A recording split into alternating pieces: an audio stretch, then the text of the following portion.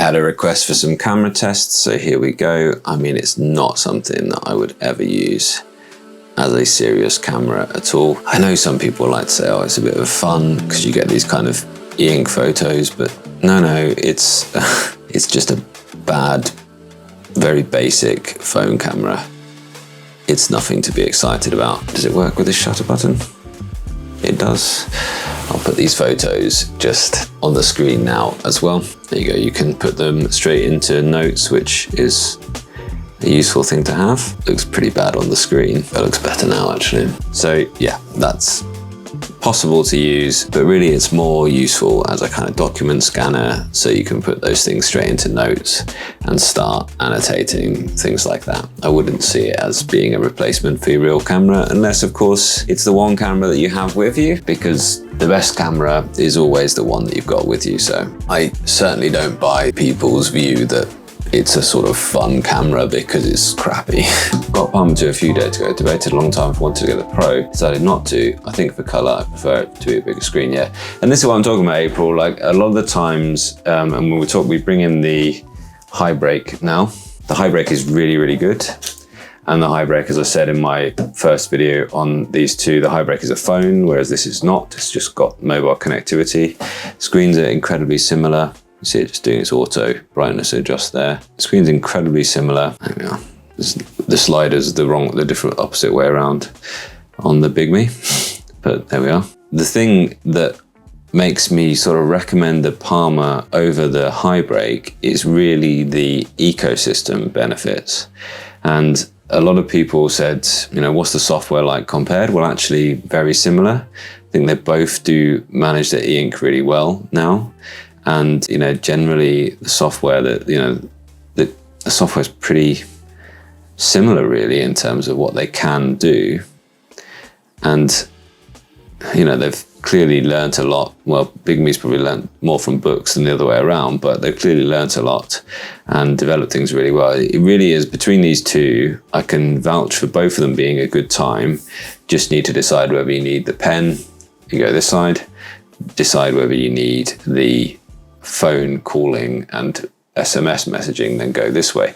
And the other phone-like bits, like for instance, yeah, you can't have an eSIM on either of them, I don't think, but some other kind of things that you just kind of expect phones to have now, like NFC, you get it on here on the Bigme HiBreak, but not on the Boox. So you got that choice as well. And one more thing to say, there's a few of you have said that actually you'd like a black and white version.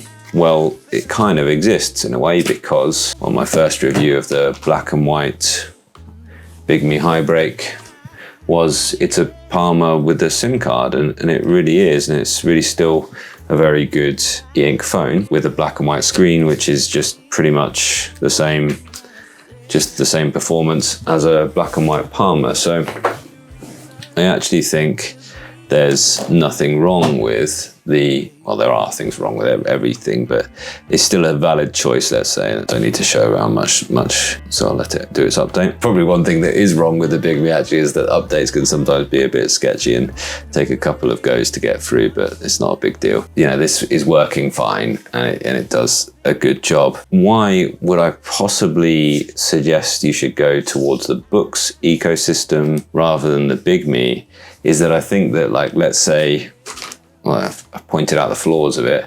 Let's say a Palma and a Note Air 5C, or a Palma and a Tab X C makes more sense than a Bigme HiBreak and a Bigme B1051C, for example, the larger Bigme tablets.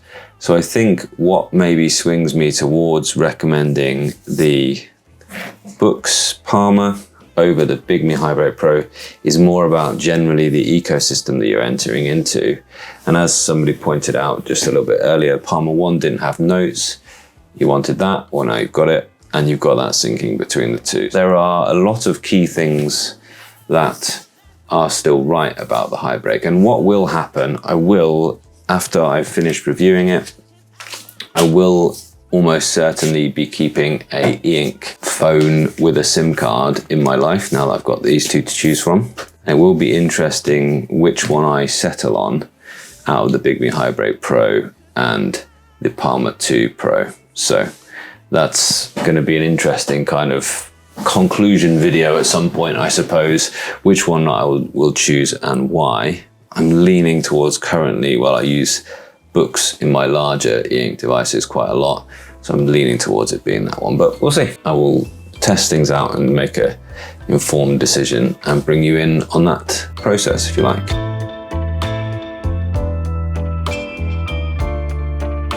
Is the max screen refresh similar to the max screen refresh of the HiBreak Pro? Yeah, they're very similar. Like they must have looked at each other's kind of code, really, and yeah, they're very similar. Well, now I have to get one and examine the infinity, because I'm sure there's a way to do this, since my main reason for buying devices is to test all the stuff they could do and then give them away to friends, which is what I do with mine, give them away as well.